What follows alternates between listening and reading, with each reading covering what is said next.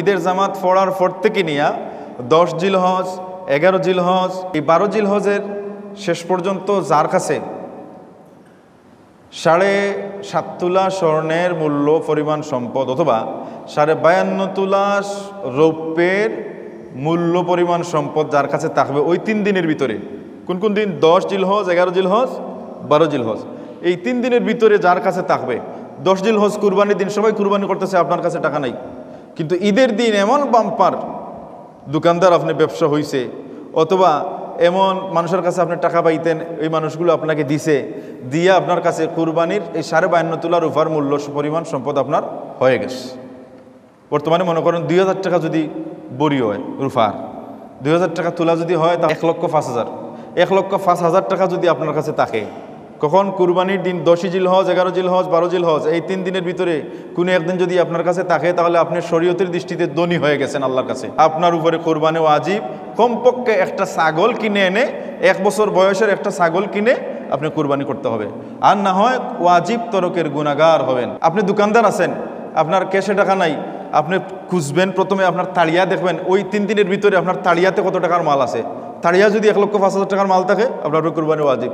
বলে তাড়িয়াতে মাত্র সব গাওয়ালি দোকান সব নিয়ে নিছে মানুষের কাছে আপনি যা পাবেন, জনের কাছে লেখা আছে না খাতায়, সবগুলো জমা করবেন। জমা করিয়ে দেখবেন যে মানুষের কাছে অনেকের কাছে 5,000, 2,000, 3,000, 5,000 করে এবং তাড়িয়ার টাকাটা মিলে, তাড়িয়ার মালের টাকাটা, গুদামঘরের মালের টাকাটা সব মিলাইয়া 1,05,000 হয়ে গেছে। আপনার কুরবানি ওয়াজিব, আপনাকে কুরবানি দিতে হবে। আর যারা কোটি কোটি টাকার মালিক, সম্পদশালী, ব্যাংক ব্যালেন্স আছে, তাদের উপর তো অবশ্যই ওয়াজিব। জাকাতের জন্য 1 বছর পূর্ণ হওয়া শর্ত, কিন্তু কুরবানির জন্য বছর পূর্ণ হওয়া শর্ত নয়। ওই 3 দিনের ভিতরে থাকলেই ওনার উপরে কুরবানি ওয়াজিব। দিন মজুর মানুষ, নিত আনি নিত খাই, কিন্তু আমি মান্যত করছি এবারে আমাকে এটা কুরবানি দেব, গরু একটা মান্যত করছে, এই গরুটা এবার কুরবানি দেব। এখন আপনাকে কুরবানির সময় যখন আসছে, এখন দেখছেন বাজার খুব দাম, এই গরুটার দাম 1 লাখ 1.5 লাখ টাকা, এখন 1.5 লাখ টাকা কিনে দিলেইতাম, আমার উপরে তো কুরবানি ওয়াজিবই নাই। এখন আপনি যখন মান্যত করছেন, আপনার উপরে দেওয়াটা ওয়াজিব, দিতে হবে। গরিব, আপনি শখ করে একটা গরু কিনছেন যে আপনি কুরবানি দিবেন, আপনাকে কুরবানি এটা দিতেই হবে। এখন মনে করেন ধনী জানা আছে, আমি কুরবানির জন্তু কিনছি, কেনার পরে দেখা গেছে এটা হারাইয়া গেছে।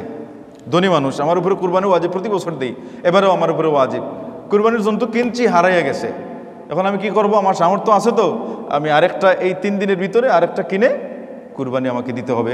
এখন কথা হচ্ছে যে আমি যা টাকা ছিল সব টাকা দিয়ে তো আমি গরু কিনছি, এখন আরেকটা গরু কেনার তৌফিক আমার নাই, আরেকটা গরু কেনার প্রয়োজন নেই, একটা ছাগল কিনে আপনি দিয়ে দিবেন, উজুবিয়তটা আদায় হয়ে যাবে।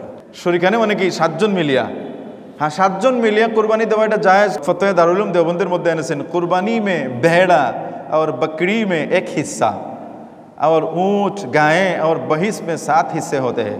অর্থাৎ বেড়া, ছাগল, দুম্বা এইগুলো মধ্যে একটা হিস্সা, 1 অংশ, এটা আপনি যত টাকা দিয়ে কিনেন, এরকম রাম ছাগল আছে 40,000 টাকা বিক্রি যায়, এই 40,000 টাকা দিয়েও ছাগল কিনলে এটার অংশ একটা, এটা একজনের পক্ষ থেকে। এগুলো 50,000 টাকা দিয়েও ছাগল কিনলে, বেড়া কিনলে, দুম্বা কিনলে, এটা অংশ মাত্র কয়টা? এটা একটা অংশ, এবং একজনের পক্ষ থেকে দেওয়া যাবে। কিন্তু আপনি যদি 7 জন মিলে দিতে চান, তাহলে আপনি গরু কিনতে পারেন, গরু অথবা মহিষ অথবা উট, এটা 7 জন মিলে দিতে পারেন। তবে শর্ত হইল আপনি ছাগল কিনলে, বেড়া কিনলে, দুম্বা কিনলে বছর হইল 1 বছর বয়স। অনেকে গিয়ে আমরা দাতা তুকাই, দাতা শর্ত নয়, শর্ত হইল বছর পূর্ণ হওয়া। 1 বছর পূর্ণ হইলে 1 বছরের ছাগল, বেড়া, দুম্বা দিয়ে দিতে পারে। অনেকে বলেন যে 6 মাসের হলেই তো হয়, তাকে বলি ফতোয়া। এটা হচ্ছে শুধুমাত্র দুম্বার ক্ষেত্রে।